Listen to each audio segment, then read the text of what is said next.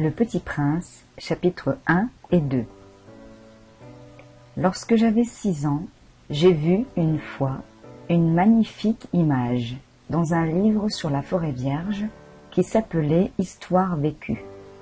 Ça représentait un serpent boa qui avalait un fauve. Voilà la copie du dessin. On disait dans le livre, les serpents boa avalent leur proie tout entière sans la mâcher. Ensuite, ils ne peuvent plus bouger et ils dorment pendant les 6 mois de leur digestion. J'ai alors beaucoup réfléchi sur les aventures de la jungle et, à mon tour, j'ai réussi, avec un crayon de couleur, à tracer mon premier dessin. Mon dessin numéro 1. Il était comme ça. J'ai montré mon chef-d'œuvre aux grandes personnes et je leur ai demandé si mon dessin leur faisait peur. Elles m'ont répondu « Pourquoi un chapeau ferait-il peur ?» Mon dessin ne représentait pas un chapeau. Il représentait un serpent boa qui digérait un éléphant. J'ai alors dessiné l'intérieur du serpent boa, afin que les grandes personnes puissent comprendre. Elles ont toujours besoin d'explications. Mon dessin numéro 2 était comme ça. Les grandes personnes m'ont conseillé de laisser de côté les dessins de serpents boa ouverts ou fermés et de m'intéresser plutôt à la géographie, à l'histoire, au calcul et à la grammaire. C'est ainsi que j'ai abandonné, à l'âge de 6 ans, une magnifique carrière de peintre. J'avais été découragée par l'insuccès de mon dessin numéro 1 et de mon dessin numéro 2. Les grandes personnes ne comprennent jamais rien toutes seules et c'est fatigant pour les enfants de toujours leur donner des explications. J'ai donc dû choisir un autre métier et j'ai appris à piloter des avions.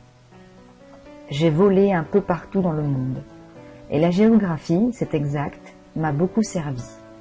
Je savais reconnaître, du premier coup d'œil, la Chine de l'Arizona. C'est utile si l'on s'est égaré pendant la nuit. J'ai ainsi eu, au cours de ma vie, des tas de contacts avec des tas de gens sérieux.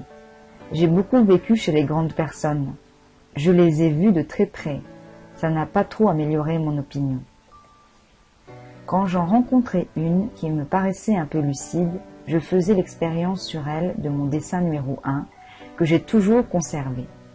Je voulais savoir si elle était vraiment compréhensive, mais toujours elle me répondait « c'est un chapeau ». Alors je ne lui parlais ni de serpent boa, ni de forêt vierge, ni d'étoiles.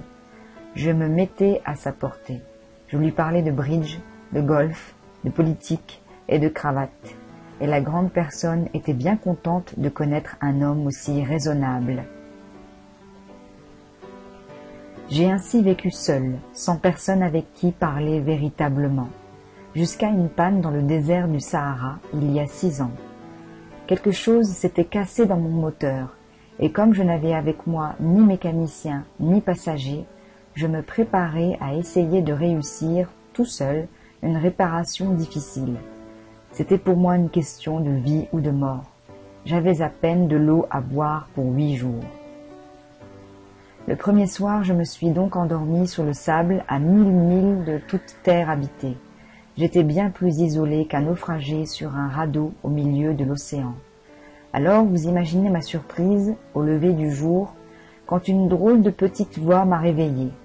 Elle disait « S'il vous plaît, dessine-moi un mouton. »« Hein ? Dessine-moi un mouton. » J'ai sauté sur mes pieds comme si j'avais été frappée par la foudre.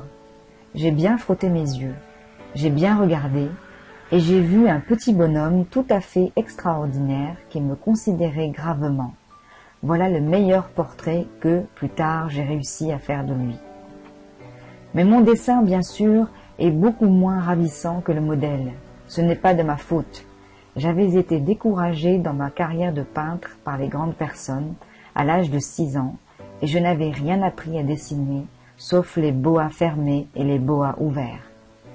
Je regardais donc cette apparition avec des yeux tout ronds d'étonnement. N'oubliez pas que je me trouvais à 1000 milles de toute région habitée. Or, mon petit bonhomme ne me semblait ni égaré, ni mort de fatigue, ni mort de faim, ni mort de soif, ni mort de peur. Il n'avait en rien l'apparence d'un enfant perdu au milieu du désert, à 1000 milles de toute région habitée. Quand je réussis enfin à parler, je lui dis « Mais qu'est-ce que tu fais là ?» Et il me répéta alors tout doucement, comme une chose très sérieuse, « S'il vous plaît, dessine-moi un mouton. » Quand le mystère est trop impressionnant, on n'ose pas désobéir. Aussi absurde que cela me sembla à 1000 milles de tous les endroits habités et en danger de mort, je sortis de ma poche une feuille de papier et un stylographe. Mais je me rappelai alors que j'avais surtout étudié la géographie, l'histoire, le calcul et la grammaire, et je dis au petit bonhomme, avec un peu de mauvaise humeur, que je ne savais pas dessiner. Il me répondit « Ça ne fait rien, dessine-moi un mouton ». Comme je n'avais jamais dessiné un mouton, je refis pour lui l'un des 2 seuls dessins dont j'étais capable, celui du boa fermé, et je fus stupéfait d'entendre le petit bonhomme me répondre « Non, non, je ne veux pas d'un éléphant dans un boa. Un boa, c'est très dangereux, et un éléphant, c'est très encombrant. Chez moi, c'est tout petit. J'ai besoin d'un mouton. Dessine-moi un mouton. » Alors j'ai dessiné. Il regarda attentivement, puis « Non, celui-là est déjà très malade. Fais-en un autre. » Je dessinai.